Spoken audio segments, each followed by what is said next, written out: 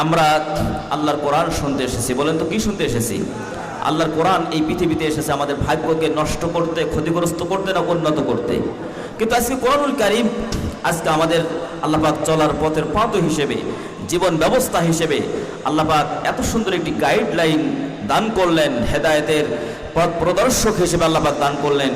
কোরআন আমাদের মাঝে আছে, কেমনে আছে যে আজ কোরআন আমাদের ভাগ্যকে পরিবর্তন করতে পারছে না, আমাদের জীবনকে সুখী এবং সমৃদ্ধির দিকে এগিয়ে নিতে পারছে না। তার মানে হচ্ছে কোরআনের দাবির সাথে আমরা একত্বতা ঘোষণা করতে পারি নাই। ঠিক কিনা বলেন? আপনি যদি হিসাব করেন, আমি যেহেতু আপনাদের এলাকার সন্তান সেইভাবেই কথা বলছি।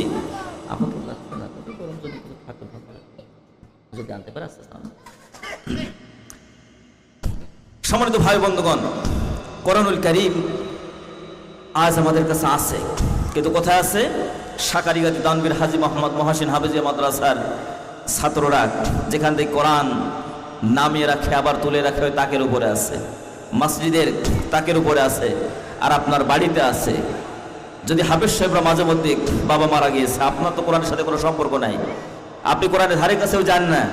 কোরআন আপনি যেটা জানেন না সেটাকে জানতে বলা হয়েছে। আল্লাহ পাক আদেশ করেছেন, ফাসআলু আহলা যিকরি ইন কুনতুম লা তা'লামুন, সূরাতুল আম্বিয়া আয়াত নম্বর 7।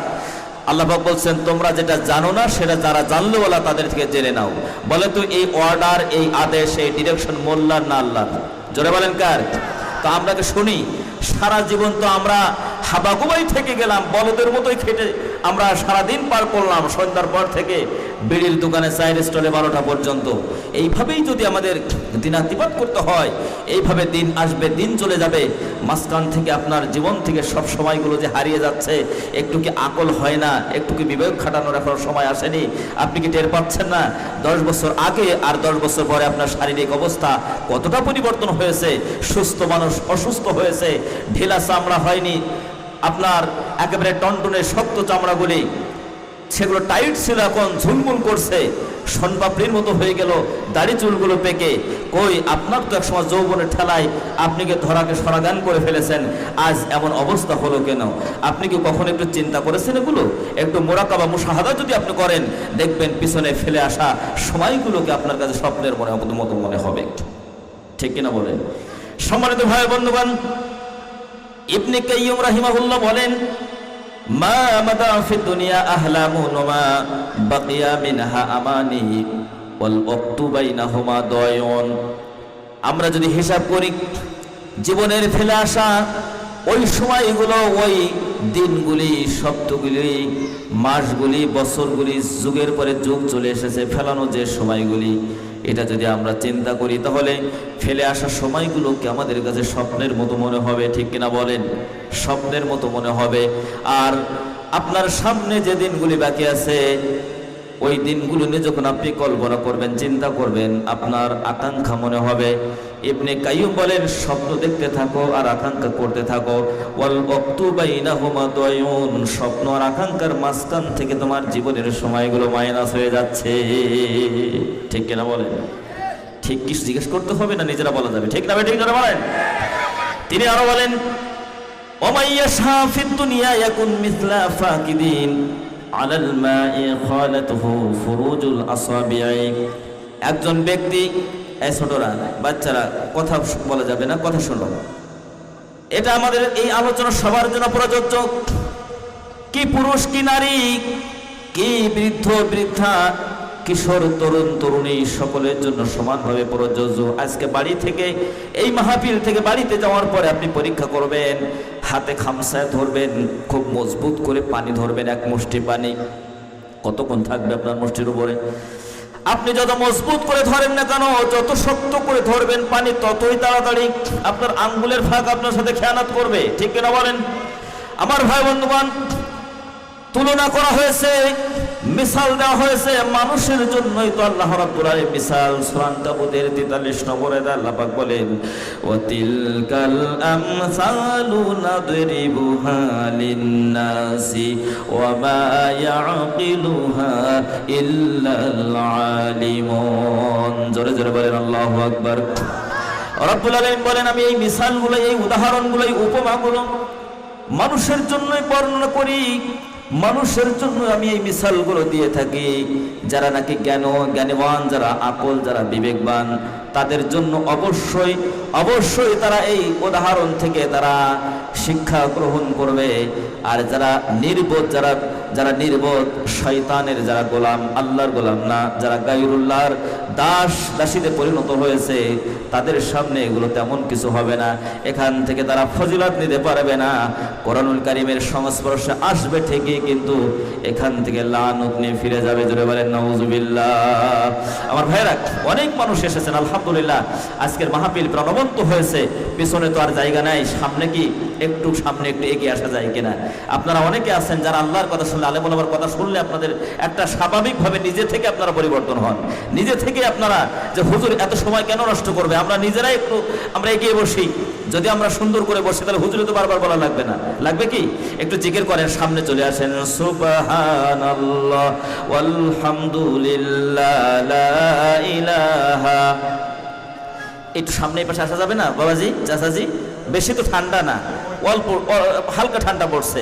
এই যে দিনের যে এই যে ইলমে যে মাজলিস, এই মাজলিসে তো সকলে বসতে পারে না। সকলে যদি বসতে পারতো তাহলে রাস্তাঘাটে, বাজারে, দোকানে শত শত মানুষ তারা কেন ওখানে ঘুরে বেড়াচ্ছে? আল্লাহ পাক এ দেখেন আমার বাবাজিরা, তারা আমার কথাকে গুরুত্ব দিয়েছে, কোরআনের কথাকে গুরুত্ব দিয়েছে, তাই এসেছে। আপনারা একটু নড়েন, সকলে একটু নড়েন, সামনে চলে আসেন। সুবহানাল্লাহ। পিছনে যারা আছে তারা আপনাদেরকে ডিঙ্গে সামনে আসবে, এটা তো ভালো দেখায় না। এই জন্য আপনারা বলছি যে পিছন থেকে যারা আসবে তারা পিছনে বসুক। আগের কাতারের মুসল্লি যারা, তারা আগের কাতারেই থাকবে। তারা জুতা রাখার জায়গা তারা কেন বসবে? এই জন্য সবাই সামনে চলে আসেন। লা ইলাহা ইল্লাল্লাহ, লা ইলাহা, লা ইলাহা ইল্লাল্লাহু মুহাম্মাদুর রাসূলুল্লাহ সাল্লাল্লাহু আলাইহি ওয়াসাল্লাম। আচ্ছা, মুরব্বীরা নড়তে চাচ্ছে না, ওনাদের অনেক কষ্ট হচ্ছে, আবার অনেকে শেকড়ও গজিয়েছে, নড়বে না, কি করা যায়? তা হেফজখানা ছাত্র যারা, তোমরা একটু এদিকে সরে বসো। আপনারা যদি আমার জায়গায় আসেন, এখানে এসে দেখেন তো কত সুন্দর দেখা যাচ্ছে। আপনার বামে এতগুলো মানুষের জায়গা, আপনার সামনে জায়গা, এই সামনে আপনি শয়তানকে বসানোর জায়গা রেখে দিয়েছেন।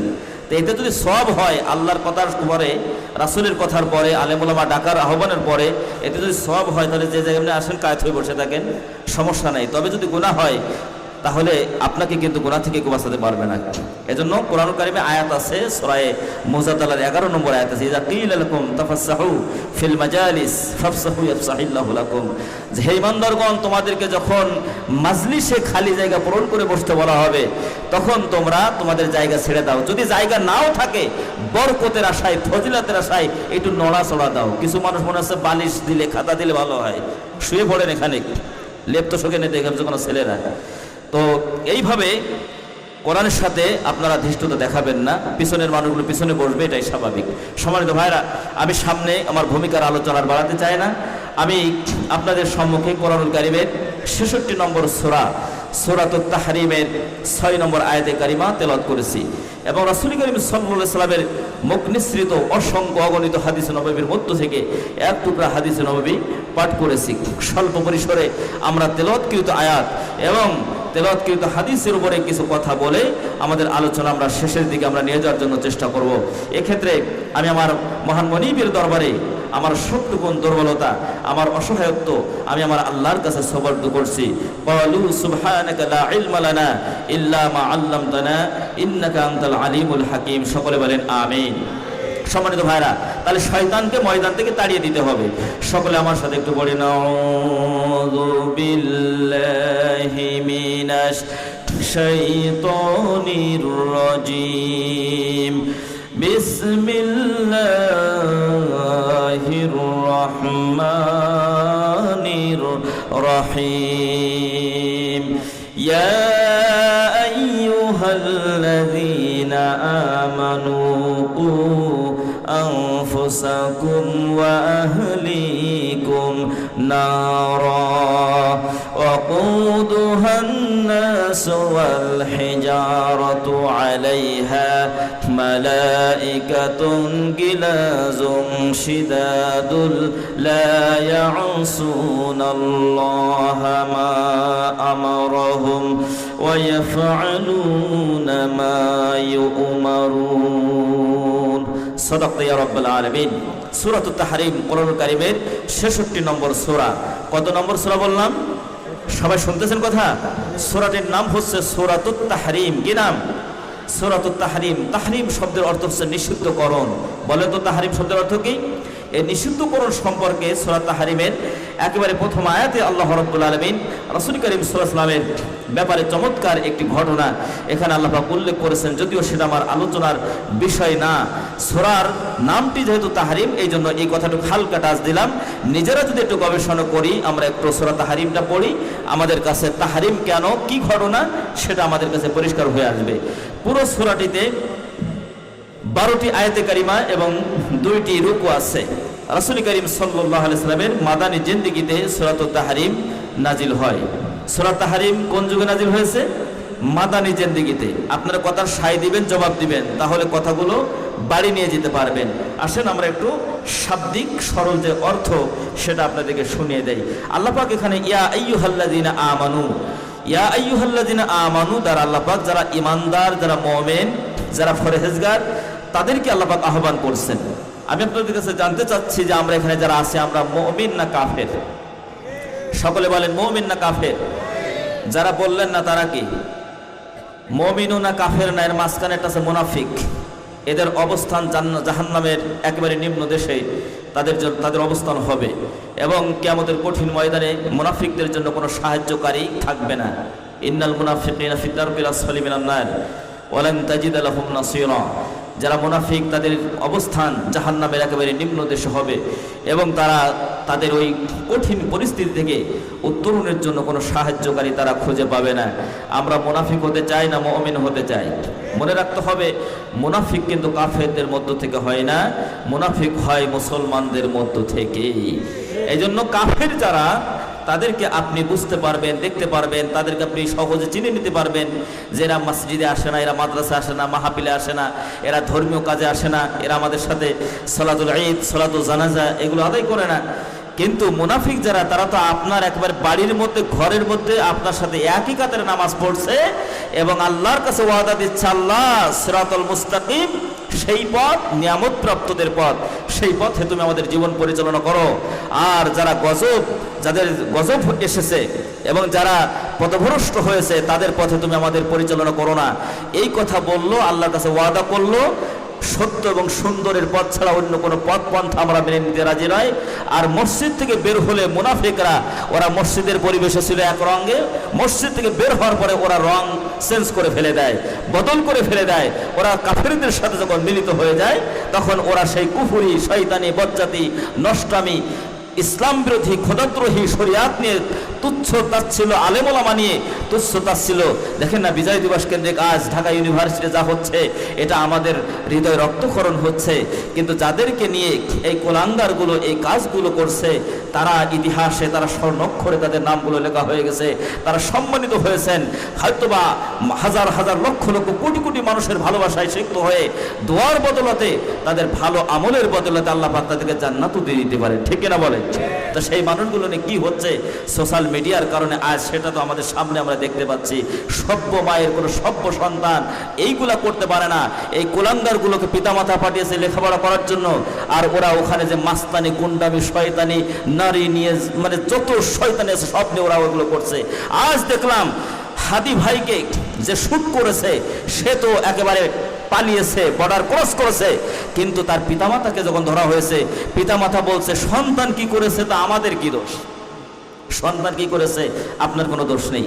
এমন কুলাঙ্গার সন্তান যে মা গর্ভে ধারণ করতে পারে, যার ঔরাস থেকে এমন কুলাঙ্গার, এমন বদমাইশ এবং ফাসিদাতকে বাদকে বিদায় করার জন্য যারা নিজেদের জীবনকে সম্মুখভাবে এগিয়ে দিয়ে শাহাদাতের নজরানা পেশ করতে বিন্দু পরিমাণ যারা কণ্ঠবোধ করে নাই, তারা বিচলিত হয় নাই, সেই মানুষগুলো সম্মুখভাবে যারা ভূমিকা রেখেছে, এমন একজন জুলাই শহীদকে, জিন্দা শহীদকে আজকে এমন কাজ করা হলো, এমন কুলাঙ্গার সন্তান পেটে ধারণ করার জন্য এবং জন্ম দেওয়ার জন্য ওই পিতা এবং মাতাকে আমাদের পক্ষ থেকে ধিক্কার জানায়। ঠিক কিনা বলেন?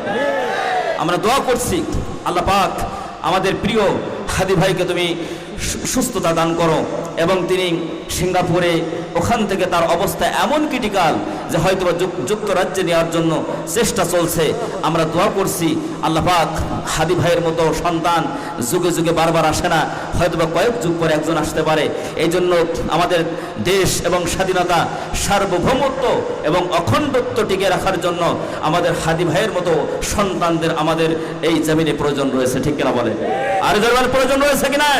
এই জন্য আমরা বলছি ভাইয়েরা, বাবাজিরা, আল্লাহ পাক আমাকে 2টা সন্তান দান করেছেন। আমরা আল্লাহর কাছে আশাবাদী যে আমরা ওই ডিপ জলের মতো সন্তান আমরা চাই না, আমরা একজন হাদি সন্তানকে আমরা জন্ম দিতে চাই, ঠিক কিনা বলেন? এই জন্য পিতামাতা সাবধান হয়ে যান। মোটরসাইকেল যার শুধুমাত্র নাম লিখে না নেওয়ার কারণে সেই মোটরসাইকেল আলা কিন্তু 3 দিনের রিমান্ডে আছে। কাজেই আপনি যদি আমার গায়ে কারেন্ট লেগেছে, আমার চাচাজি যদি আমাকে বাঁচানোর জন্য এইভাবে ধরে বসেন, চাচাজির গায়ে তো কারেন্ট লাগতে পারে, তিনিও শখ খাবেন। এবার সবাই মিলে তো সবাই চিন্তা করলে এই পাশে তো শখের উপরে আছে, আমিও ধরলাম। অন্য যে এখান থেকে বাঁচানোর জন্য যে পদ্ধতি সেটা অনুসরণ না করে তাহলে সবাই একসাথে কিন্তু শেষ হয়ে যাওয়ার সম্ভাবনা আছে। কাজেই ভালো কাজ করলে যদি তারা যাজা আপনি পান, মন্দ কাজ করলে তার যাজা পাবেন না, এটা কেমনে হয়? সম্মানিত ভাই বন্ধুগণ, এই জন্য আল্লাহ রাব্বুল আলামিন সূরাতুত তাহরিমের 6 নম্বর আয়াতে চমৎকার করে যারা মুমিন তাদেরকে আল্লাহ পাক ডাকলেন, ইয়া আইয়ুহাল্লাযীনা আমানু, ওয়া হে ঈমানদারেরা, ও আনফুসাকুম ওয়া আহলিকুম নারা, তোমরা তোমাদের আহাল বর্গকে জাহান্নামের আগুন থেকে বাঁচাও এবং নিজেরাও বাঁচো। ওয়াসতাবির আলাইহা ওয়ামুর আহলাকা বিস-সালাতি ওয়াসতাবির আলাইহা লা নাসালুকা রিজকা নাহনু নারযুকুকা ওয়াল আকিবাতু লিত-তাকওয়া। আল্লাহ পাক আদেশ করেছেন সালাতের পাবন্দি করো। যারা অভিভাবক তাদেরকে বলছেন সালাতের পাবন্দি করো, সালাতের শিক্ষা গ্রহণ করো, আর বাচ্চা কাচ্চা সন্তানদেরকে সালাতের শিক্ষা দাও। এরপরে রিজিকের জন্য দৌড়াদৌড়ি করছো, ছুটাছুটি করছো, এই রিজিক আমি আল্লাহ পাক তোমাদের কাছে চাই না, নাহনু নারযুকুকা, রিজিক তো আমি আল্লাহ পাক আমি দান করি। আর ওয়াল আকিবাতু লিত-তাকওয়া, যারা তাকওয়ার নীতি অবলম্বন করেছে, যারা ফরেজগারি জীবন যাপন করেছে, তাদের জন্য পরিণামটা খারাপ নয়, শুভ পরিণাম। জোরে বলেন সুবহানাল্লাহ। আমার ভাই বন্ধুগণ, আল্লাহ রাব্বুল আলামিন বলেন, কু আনফুসাকুম ওয়া আহলিকুম নারা, ওই জাহান্নাম থেকে নিজে বাঁচো এবং তোমার আহাল বর্গ যারা আছে, ফ্যামিলি মেম্বার্স যারা আছে, তাদেরকে বাঁচানোর চেষ্টা করো। কেন? ওই জাহান্নামের মধ্যে এমন নির্মম নিষ্ঠুর স্বভাবের ফেরেশতারা সেখানে নিয়োজিত থাকবে, তাদের হৃদয়ের মধ্যে বিন্দু পরিমাণ মায়া জাগবে না, শাস্তি দেওয়ার ক্ষেত্রে কোনো মায়া তাদের জাগবে না। এরপরে সেখানে আল্লাহ পাকের আদেশ পালন ব্যতীত তারা অন্য কিছু করবে না, তারা আল্লাহ রাব্বুল আলামিনের আদেশ পুঙ্খানুরূপে পালন করবে। অর্থাৎ যারা জাহান্নামে যাবে তাদের ব্যাপারে আল্লাহ রাব্বুল আলামিনের যে ডিরেকশন, যে নির্দেশনা, সেটা তারা যথাযথভাবে পালন করবে। সম্মানিত ভাই বন্ধুগণ, আল্লাহ রাব্বুল আলামিন বলছেন এই জাহান্নামের ইন্ধন হবে মানুষ এবং পাথর, ওয়াকুদুহান নাস ওয়াল হিজারা, আর উইদ্দাত লিল কাফিরিন। আর যারা কাফের তাদের জন্যই এই জাহান্নামকে প্রস্তুত করে রেখে দেওয়া হয়েছে। আর যারা মুমিন, জাহান্নাম থেকে যারা বাঁচতে চায়, সূরা আল কাহাফের 107 নম্বর আয়াত থেকে আল্লাহ রাব্বুল আলামিন বলেন, ইন্নাল্লাযীনা আমানু ওয়া আমিলুস সলিহাতি কানাত লাহুম জান্নাতুল ফিরদাউসি নুজুলা। জোরে জোরে বলেন আল্লাহু আকবার।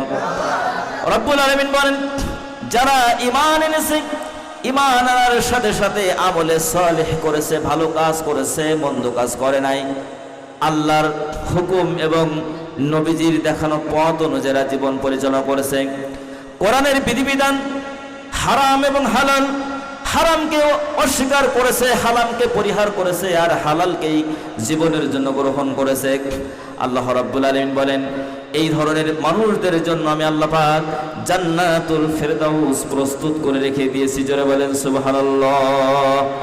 খালিদিনা ফিহা লা ইয়াবগুনা আনহা হিওয়ালা। কেমন জান্নাত আল্লাহ পাক দান করবেন যে জান্নাতে একবার প্রবেশ করলে আর বের হওয়া লাগবে না, বের হওয়ার ইচ্ছা জাগবে না, এমন জান্নাত আল্লাহ পাক দান করবেন মুমিনদেরকে। জোরে বলেন কাদেরকে? মুমিনদেরকে দান করবেন। সম্মানিত ভাই বন্ধুগণ, আল্লাহর নবীর উপর আয়াত নাজিল হলো, ওগো নবীজি, আপনি সাবধান করেন, সতর্ক করেন। সর্বপ্রথম পরিবারের সদস্যদেরকে যদি সাবধান না করা হয়, সতর্ক না করা হয়, তাহলে বাহিরের মানুষ তো কথা শুনবেই না। আমার চাচাজির বাহাদুরি চলে, তার আপনার শাসন অনুশাসন অনুযায়ী পরিবার চলে। বাহিরের মানুষগুলো জানে যে আসলে তার অনুশাসন অত্যন্ত কঠোর, অত্যন্ত ন্যায় এবং ইনসাফ ভিত্তিক। কিন্তু যদি পরিবারের কেউ কথা না শোনে, বিবি চলে তার কায়দায়, সন্তানের এক একজনের কায়দায়, মেয়েরা বেপরদায় চলাফেরা করে, যখন উনি বাহিরের কোনো মানুষকে কিছু বলবেন, তখন বলবে তোমার এই বাহাদুরি, তোমার এই দাওয়াত, এটা আগে পরিবারকে ঠিক করো, তারপরে আমাদেরকে বলো। সম্মানিত ভাই বন্ধুগণ, এই জন্য আল্লাহ রাব্বুল আলামিন তার হাবিবকে বলেন ওয়া আনজির আশিরাতাকাল আকরাবিন। নবীজি, আপনি সতর্ক করেন, সাবধান করেন আপনার পরিবারের সদস্য যারা, আপনার নিকটতম যারা আছে, তাদেরকে আপনি সাবধান করেন। কেন নবী আপনি সাবধান করবেন? আপনাকে তো আমি সাবধান করার জন্য এই পৃথিবীতে প্রেরণ করেছি। ইয়া আইয়ুহান নাবিয়্যু ইন্না আরসালনাকা শাহিদাও ওয়া মুবাশশিরাও ওয়া নাযীরা ওয়া দাঈয়ান ইলাল্লাহি বিইযনিহি ওয়া সিরাজাম মুনীরা। জোরে জোরে বলেন আল্লাহু আকবার। আল্লাহ বলেন নবীজি, আপনাকে আমি জাতির জন্য সাক্ষী স্বরূপ প্রেরণ করলাম। আপনি হবেন উম্মতের সাক্ষী। কিয়ামতের কঠিন ময়দানে প্রত্যেক নবীকে তার উম্মতের ব্যাপারে জিজ্ঞাসা করা হবে। আপনার উম্মত, আপনার জাতি, তারা, আপনি তাদেরকে কতটুকু দাওয়াত দিয়েছিলেন, তাদেরকে সাবধান করেছিলেন, সতর্ক করেছিলেন, আর তারা কতটুকু করেছে। ঈসা আলাইহিস সালামকে তার জাতির লোকরা আল্লাহর ছেলে বানিয়ে ছেড়েছে, আর ইহুদিরা উযাইর আলাইহিস সালামকে, তারা উযাইর আলাইহিস সালামকে আল্লাহর ছেলে বানিয়ে ছাড়িয়েছে। ওয়াকালাতিল ইয়াহুদু উযাইরুন ইবনুল্লাহি ওয়াকালাতিন নাসারাল মাসীহু ইবনুল্লাহ। আমার ভাই বন্ধুগণ, ইহুদিরা বলতো উযাইর আলাইহিস সালাম আল্লাহর ছেলে, অপরদিকে নাসারা খ্রিস্টান যারা, তারা মুসা আলাইহিস সালাম, হযরত ঈসা আলাইহিস সালামকে আল্লাহর ছেলে বানিয়েছে। দুই দলের মধ্যে যখন গন্ডগোল বেঁধে গেল, ওরা বলছে আমরা কেউ ইহুদি কেউ নাসারা, আমাদের রসুনের পাছা তো একই জায়গায়, কাজে নিজেদের মধ্যে গন্ডগোল করলে হবে না, আসো আমরা মীমাংসায় এসে যাই। উযাইর আল্লাহর ছেলে, আর ঈসা ও মসিহ আল্লাহর ছেলে, আর আমরা সবাই আল্লাহর নাতি। জোরে বলেন নাউজুবিল্লাহ। সূরা তাওবার মধ্যে আল্লাহ পাক আলোচনা করেছেন 10 নম্বর পৃষ্ঠা, হিফজ কোরআন শরীফ 10 নম্বর পারার 10 নম্বর পৃষ্ঠা, একেবারে শেষ দিকে, একবার শুরু থেকে শেষ পর্যন্ত এই মুশরিকদের এই ভ্রান্ত যে ধ্যান ধারণা, চিন্তা চেতনা, তারা এইগুলো চিন্তা করে, আশা করে তারা বসে আছে। যেহেতু ইহুদিরা এবং নাসারারা আল্লাহর নাতি, নাতি ছেলে যদি নানাকে দাড়ি ধরে টানাটানি করে, নানাকে রাগ করে নাকি? কথাগণ রাগ করে? যদি নানার টুপি খুলে পকেটে ঢুকাই দেয়, মোজা খুলে মাথায় উঠায় দেয়, তারপরে নানা যদি পাঞ্জাবির মধ্যে ঢুকে যায়, নানাকে কিছু বলে, ওদের চিন্তা, ওদের ধ্যান ধারণা, ওরা এইভাবে বসে ওরা পান চিবাচ্ছে আর বিড়ি টানতেছে যে আমরা এইভাবে চলবো, শয়তানি বজ্জাতি করব। আর যেহেতু নানা যত উল্টা পাল্টা করি না, কোনো দিন শেষে তিনি আমাদেরকে মাফ করেই দেবেন। জোরে বলেন নাউজুবিল্লাহ। আল্লাহ পাক বলেন নবীজি, আপনি ওদের কাছে জিজ্ঞাসা করেন এই ধরনের সন্ধি চুক্তি তাদের সাথে আমি কোন জায়গায় আমি এটা করেছি। সম্মানিত ভাই বন্ধুগণ, এই জন্য আল্লাহর নবী সর্বপ্রথম তিনি শুরু করলেন কিভাবে নৈকট্যতম যারা, নিজের লোক যারা, তাদেরকে আহ্বান করা যায়। নবী করিম সাল্লাল্লাহু আলাইহি সাল্লাম নবুয়ত পেলেন, কাঁপতে কাঁপতে যখন বাড়িতে আসলেন, হযরতে খাদিজা রাদিয়াল্লাহু তাআলা আনহাকে নবীজি বললেন আমাকে ঢেকে দাও, কম্বল দিয়ে আচ্ছাদিত করে দাও।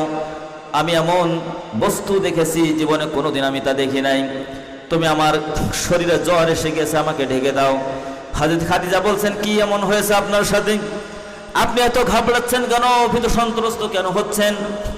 আমি যে আলামতগুলো পেয়েছি, আমি যে নমুনাগুলো পেয়েছি, আমার বিশ্বাস, আমার মনে হয় হযরতে মূসা আলাইহিস সালামের কাছে তাওরাত নিয়ে যে ফেরেশতা এসেছেন, হযরতে দাউদ আলাইহিস সালামের উপরে জাবুর নিয়ে যে ফেরেশতা এসেছেন, হযরত ঈসা আলাইহিস সালামের উপরে ইনজিল নিয়ে যে ফেরেশতা এসেছেন, আবার মন বলে আপনার কাছে কোনো ভূত, কোনো প্রেত, কোনো জিন আসতে পারে নাই, কারণ আপনি হলেন আমানতদার, আপনি হলেন মানুষের উপকারকারী, আপনি আপনার আপনজনদের ব্যাপারে, আপনি আপনার রক্ত সম্পর্ক, আত্মীয়র সাথে সম্পর্ক তৈরি রাখার জন্য, সম্পর্ক তৈরি করার জন্য আপনি বদ্ধপরিকর, আপনি যত্নশীল।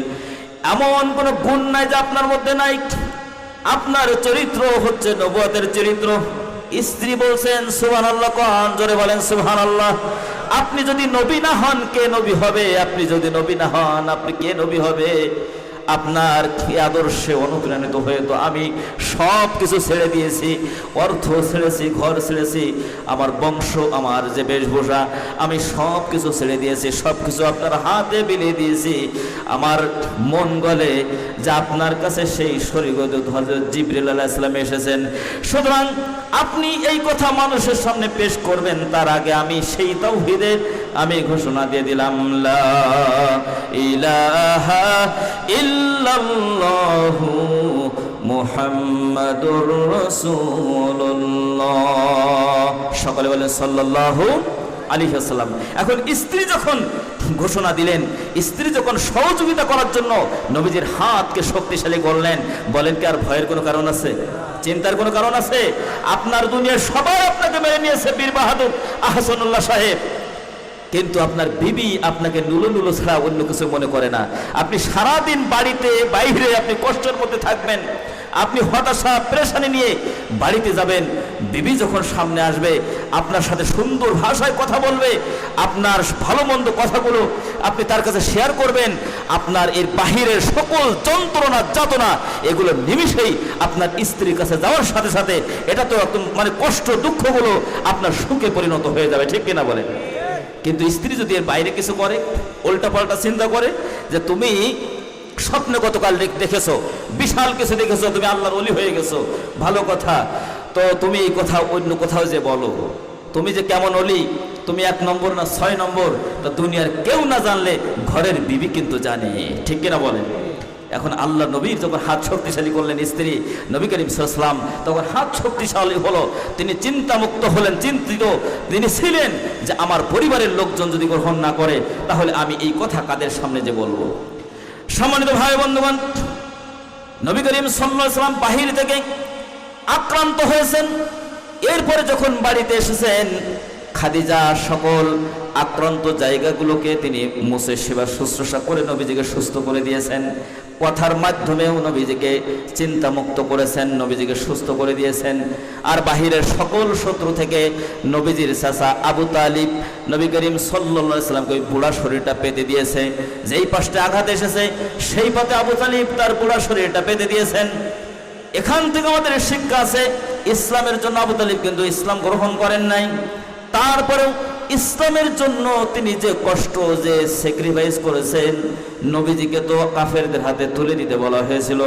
আবু তালিব বলল, আমি আবু তালিব তার চাচা বেঁচে থাকতে আমার এতিম অসহায় ভাতিজা মুহাম্মদকে আমি কারো হাতে ছেড়ে দিতে পারি না। আপনি নামধারী মুসলমান, ইসলাম মানবতা আলেম ওলামা ইসলামী আন্দোলনের সর্বোচ্চ পর্যায়ে যারা আছে তারা আছে কষ্টের মধ্যে আছেন, আজ তাদেরকে আক্রান্ত করা হচ্ছে, তাদের সম্মান এবং ইজ্জত নেটানো হেসরা করা হচ্ছে। আপনি কেমন মুসলমান হলেন? আপনার কলিজায় কি পছন্দ হয়েছে? আপনার বিবেক কি মরে গিয়েছে যে আপনার বোধোদয় হয় না যে এগুলো কি হচ্ছে, কি করা হচ্ছে? আজকে আমাদের সামনে আমরা যত এগোতে চাই আমাদেরকে তো পিছনে নিয়ে যায়। ভূতের পা নাকি থাকে পেছনের দিকে, কোন দিকে? ভূতের পা থাকে পেছনের দিকে। এই জন্য 2 পা যদি সামনে আগাতে চাই 3 পা 4 পা পিছনে চলে যায়। আমার ভাইরা, অতীত থেকে শিক্ষা নিতে হয়, সামনে যাতে উজ্জ্বল ভবিষ্যৎ আমাদেরকে হাতছানি দিয়ে রাখছে সেই দিকেই আমাদের অগ্রসর হতে হবে। কিন্তু যারা এই খোদাত্তরী শক্তি, যারা নাস্তিক ও মুরতাদ, যারা আল্লাহর বিধিবিধানকে, ইসলামী শরীয়তকে যারা সহ্য করতে পারে না, এরা আর যাই হোক ইসলামের এই অগ্রযাত্রাকে ওরা সহ্য করতে পারে না, মেনে নিতে পারে না, ঠিক কিনা বলে? আমার ভাই বন্ধুগণ, আবু তালিব থেকে শিক্ষা গ্রহণ করেন, ইসলাম গ্রহণ করেন না, তারপরে ইসলাম পন্থীকে তিনি সহযোগিতা করেছেন, মারহাবা কোন? আমার ভাই বন্ধুগণ, নবী করিম সাল্লাল্লাহু আলাইহি ওয়াসাল্লাম যখন দেখলেন আবু তালিবের একেবারে শেষ সময় এসে গেছে, হয়তোবা তিনি ইন্তেকাল করবেন, ওই সময় আল্লাহর নবী আবু তালিবের মাথার কাছে আছেন এবং কাফেরদের মধ্য থেকে বড় বড় কাফের যারা আবু জেহেল থেকে শুরু করে ওরা আবু তালিবের এক পাশে আছে। আল্লাহর নবী আবু তালিবকে কি বললেন? সহিহ বুখারী কিতাবুল ঈমান নামক যে বাব আছে সেই অধ্যায়ের মধ্যে সেই কথাটি লেখা হয়ে গেল। আল্লাহর নবী চাচাকে বললেন, আমার চাচা, কুল লা ইলাহা ইল্লাল্লাহ আশহাদু লাকা বিহা ইনদাল্লাহ। আল্লাহর নবী বলেন, আমার চাচা, আপনি একবার এই কালিমার ব্যাপারে আপনি সাক্ষী দেন। মুহাম্মদুর রাসূলুল্লাহ আপনার ভাতিজা পড়তে পারবেন না, লজ্জা হচ্ছে, দরকার নাই, আপনি শুধু পড়েন লা ইলাহা ইল্লাল্লাহু লা ইলাহা ইল্লাল্লাহ। আপনি যদি এই সাক্ষ্য দিতে পারেন, কাল কিয়ামতের কঠিন ময়দানে আপনার কালিমার ব্যাপারে আমি আল্লাহ পাকের সামনে আপনার এই কালিমার ব্যাপারে সাক্ষী দেব। যারা বলেন সুবহানাল্লাহ। কিন্তু আবু তালিব গ্রহণ করলো না। সে দাঁড়ানোর সিদ্ধান্ত সে জানিয়ে দিল যে আমি যদি কালিমা গ্রহণ না করি এর যে শাস্তি হবে, আল্লাহ আমাকে কষ্টের মধ্যে ফেলবেন, এটা আমি জানি। সেটা সহ্য করা আমার জন্য যত না কঠিন, তার থেকেও বেশি কঠিন আমি বিদায়ের পরে আমার জাতির লোকেরা আমার জীবনের উপরে, চরিত্রের উপরে চুনকালি মারবে। আবু তালিব জীবনের শেষ সময় এসে বাপদাদা ধর্মের উপর চুনকালি মেরেছে। নাউজুবিল্লাহ কোন কি বোঝা বুঝলো? জাহান্নাম তার জন্য সহজ, আর এটা নাকি তার জন্য সহজ নয়। আমার ভাই বন্ধুগণ, কিন্তু তারপরে তো নবীজির চাচা, নবীজি দেখলেন কত কষ্ট তিনি করেছেন, কত ত্যাগ, কত স্যাক্রিফাইস তিনি করেছেন। এই মানুষটি যদি ঈমান হারা হয়ে যায়, মেয়ারাজের রজনীতে নবী করিম সাল্লাল্লাহু আলাইহি ওয়াসাল্লাম তো দেখেছেন কত তীব্রতা, কত কর্কশ ভাষিনী, কত কষ্ট জাহান্নামের অধিবাসী যারা হবে। তারপর নবী করিম সাল্লাল্লাহু আলাইহি ওয়াসাল্লামের হৃদয়টা ভেঙে চুরমার হয়ে যাচ্ছে। আমার চাচা যদি কালিমা গ্রহণ না করে জাহান্নামের অধিবাসী হয়ে যাবে। নবী করিম সাল্লাল্লাহু আলাইহি ওয়াসাল্লাম যখন তিনি তার চাচা কালিমা গ্রহণ করবেন না বলে তার সিদ্ধান্ত যখন তিনি জানিয়ে দিলেন, আল্লাহর নবী সাথে সাথে একবারও না এসেছে, সমস্ত শরীরকে তিনি বলিয়ে দিচ্ছেন। তীব্র আকাঙ্ক্ষা, তিনি উদ্গ্রীব হয়ে আছেন, তীব্র আকাঙ্ক্ষা করছে, আল্লাহ আমার চাচাকে একটু কি ঈমান দেওয়া যায় না? চাচাকে ঈমান গ্রহণ করা যায় না? তিনি স্পর্শ করছেন। আল্লাহ রাব্বুল আলামিন নবীজির এই উদ্বেগ উৎকণ্ঠা দেখে আল্লাহ পাক সাথে সাথে আয়াত নাজিল করলেন। সূরা কসাস আয়াত নম্বর 56। আল্লাহ পাক বলেন, ইন্নাকা লা তাহদি মান আহবাবতা ওয়ালাকিন্নাল্লাহা ইয়াহদি মান ইয়াশা ওয়া হুয়া আ'লামু বিল মুহতাদিন। জোরে জোরে বলেন আল্লাহু আকবার। আল্লাহ রাব্বুল আলামিন বলেন, ও নবী, ইন্নাকা লা তাহদি, নিশ্চয় তুমি হেদায়েত দিতে পারো না, মান আহবাবতা ইলাইকা, তুমি যাকে পছন্দ করো, যাকে তুমি ভালোবাসো তাকে তুমি হেদায়েত দিতে পারো না। ওয়া হুয়া আ'লামু বিল মুহতাদিন, কে হেদায়েত পাবে বলেন তো জানেন কে? আমার ভাই বন্ধুগণ, আল্লাহ রাব্বুল আলামিন এইভাবে নবীজিকে আদেশ করেছেন, আর নবী তার চেষ্টা চালিয়ে গিয়েছেন। তার পরিবারের সদস্যদেরকে তিনি আহ্বান করেছেন, আগে তাদেরকে সাবধান করেছেন, সংশোধন করেছেন। আপনারা কথাগুলো শুনবেন, বাড়িতে যাবেন, আপনার বিবিকে লাইন আনার চেষ্টা করবেন। আপনার সন্তানগুলো যাতে মানুষের মতো মানুষ হয়, ভালো সন্তান যদি হয় দোয়া পাবেন। যতদিন সন্তান দুনিয়ায় থাকবে, আপনি কবরে চলে যাবেন, তারপরেও মানুষরা দোয়া করবে, আল্লাহ এত সুন্দর সন্তান, এত সুন্দর বাচ্চা, যেই মা গর্ভে ধারণ করেছে, যেই পিতা জন্ম দিয়েছে, আল্লাহ এত সুন্দর সন্তান যে জন্ম দিতে পারে, পিতা না কতই না ভালো, ওই মা কতই না ভালো। রব্বুল আলামিন তুমি ওই পিতার উপরে রহম করো, ওই মায়ের উপরে তুমি রহম করো, ওদের জীবনের গুনাহ মাফ করে দাও। তার সন্তান যদি খারাপ হয়, শয়তান যদি আপনার রাহাজানি, লুটতরাজ, মারামারি, খুনাখুনি, দুনিয়ায় যত অসভ্যতা, মূর্খতা, বর্বরতা, চাঁদাবাজি, টেন্ডারবাজি, দখলবাজি, মানুষের সাথে আপনার পয়সা স্বীকার করুন, আলেম ওলামার সাথে ধৃষ্টতা, মুরব্বীদের সাথে অসম্মানজনক কথা, মসজিদ মাদ্রাসার দিকে বাঁকা নজরে তাকায়, ইসলামের মাহফিলের মধ্যে ষড়যন্ত্রের গন্ধ খুঁজে বেড়ায়, এমন খাটাস মার্কা নামধারী মুসলমান আমাদের সমাজে আছে না? এদেরকে দেখলে মানুষ হতে পারে, মুসলমানের সন্তান এরা হতে পারে, আদৌ এরা মুসলমান হতে পারে নাই। আল্লাহর কোরআনের ভাষায় এরা হচ্ছে কাফের। জোরে বলেন, ভাষাটা কার? আল্লাহ পাক সূরা হুদের 19 নম্বর আয়াতে বললেন, আল্লাযীনা ইয়াসুদ্দুনা আন সাবিলিল্লাহি ওয়া ইয়াবগুনাহা ইওয়াজা ওয়া হুম বিল আখিরাতি হুম কাফিরুন। জোরে জোরে বলেন আল্লাহু আকবার। আল্লাহ পাক বলেন, আল্লাহর এই দ্বীনের মধ্যে, কোরআনের মধ্যে, হাদিসের মধ্যে, শরীয়তের মধ্যে, কোরআনুল কারীমের মাহফিলের মধ্যে, মসজিদ মাদ্রাসায় অনেকে কোনায় চিপাই চাপাই বসে থাকে যে আমাদের বিরুদ্ধে কিছু হচ্ছে কিনা, আমাদের ব্যাপারে কিছু বলছে কিনা। নেতা নেত্রীর বিরুদ্ধে যদি হয় একেবারে একাদু ন্যাস্তন হাত তুলতে উদ্যত হয়ে যেত। বিগত ফ্যাসিস্টার করেছে। আমরা ফ্যাসিস্টটা বিদায়ের পরে প্রায় 15 মাস পার হয়ে যাওয়ার পরে আমরা নতুনভাবে ফ্যাসিজমের আমরা গন্ধ পাচ্ছি। এই জাতি ভাষা আন্দোলনের মাধ্যমে বিদেশি শক্তির হাত থেকে যখন তারা এটা ছিনিয়ে আনতে পেরেছে মায়ের ভাষা বাংলাকে, আমরা আমাদের মুরব্বীরা 47 দেখেছে, 69 গণ অভ্যুত্থান দেখেছে, 71 দেখেছে, এরপরে বারবার থেকে 24 আমাদের মুরব্বীরা দেখেছে, আমরাও দেখেছি। যদি প্রয়োজন হয়, যদি আবার ফ্যাসিবাদের মতো নতুনভাবে কেউ মাথা গজিয়ে উঠতে চায় আর আলেম ওলামার সাথে ধৃষ্টতা করতে চায়, মসজিদ মাদ্রাসা তাফসীর মাহফিলের সাথে বাঁকা নজরে তাকাতে চায়, তাহলে সেই সকল মানুষদেরকে আমরা জানিয়ে দিতে চাই, তোমরা যতই মানুষের মতো দেখতে পারো, তুমি মানুষের মতো হতে পারো, তোমরা আব্দুর রহিম আব্দুর রহমানের সন্তান তোমরা হতে পারো, এখনো মানুষ হতে পারো নাই, তোমরা মুমিন হতে পারো নাই। আল্লাহ পাক কাফের বলছেন, তোমরা কাফের। সুতরাং তোমাদেরকে আমরা টাইট দেব সেই কায়দায়। ইসলামের বিপক্ষে অবস্থান নিয়ে যারা যুগে যুগে ঘৃণিত হয়েছে, লাঞ্ছিত হয়েছে, তাদের অবস্থা যা হয়েছে আল্লাহ পাক তো রেখেছেন তাদের জন্য শাস্তি। মুমিন যাও, তোমাদেরকে ফাঁকা মাঠে গোল দিতে দেবে না। ঠিক কিনা বলেন? হায়রে আব্দুর রহমান নাম নেই কিছু নাকি?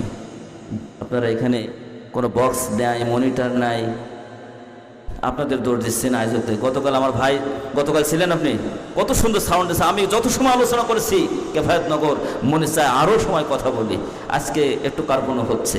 হায়রে আব্দুর রহমান নাম দিয়ে কি হয়রে কাম, নামার রোজার ধার ধরে না, ইসলামী বিধান মানে না, না পড়ে না মজকালাম। হায়রে আব্দুর রহমান নাম দিয়ে কি হয়রে কাম। বড় ছেলে জন্ম নিলে নাম রাখিল রমজান। রমজান রাখে না নাম? সন্তান জন্মগ্রহণ করেছে, একেবারে বিশাল সুন্দর সুন্দর নাম রেখেছে। বড় ছেলে জন্ম নিলে নাম রাখিল রমজান। সিয়াম মাসে রাখে না রোজা, সিয়াম মাসে রাখে না রোজা, খায় শুধু বিড়ি পান। হায়রে বাবা রমজান নাম দিয়ে কি হয়রে কাম। নাম দিয়ে কাম হবে? মেয়ে সন্তান জন্ম নিলে নাম খাদিজা মারিয়াম। স্বামীর সেবা করে না তো, স্বামীর সেবা করে না তো, না পড়ে না মজকালাম। হায়রে মা মারিয়াম নাম দিয়ে কি হয়রে কাম। জোরে বলেন মারহাবা। নাম দিয়ে কাজ হবে না। সম্মানিত ভাইরা, যে কথাটি আমি বোঝানোর জন্য চেষ্টা করেছি, আমি আশাবাদী হতাশাবাদী নই যে আমি আপনাদেরকে বোঝাতে সক্ষম হয়েছি। বাঁচার জন্য চেষ্টা করতে হবে। সর্বপ্রথম নিজে বাঁচুন, আহাল আউলাদ যারা আছে, আপনার ফ্যামিলি মেম্বার যারা আছে, তাদেরকে বাঁচানোর জন্য চেষ্টা করা দরকার আছে না নাই?